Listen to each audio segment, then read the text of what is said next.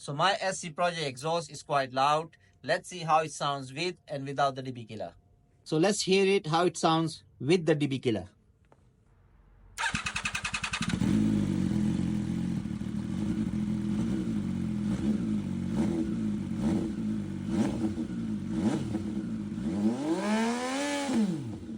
Alright, let's take the sucker out and hear it again.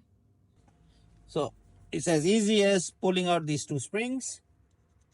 One and the second one. There we go. And that is out.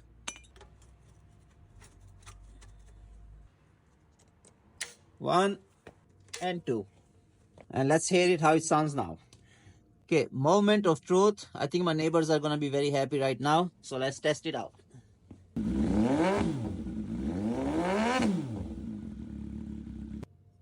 Yeah, I think that was too loud. This baby is going back.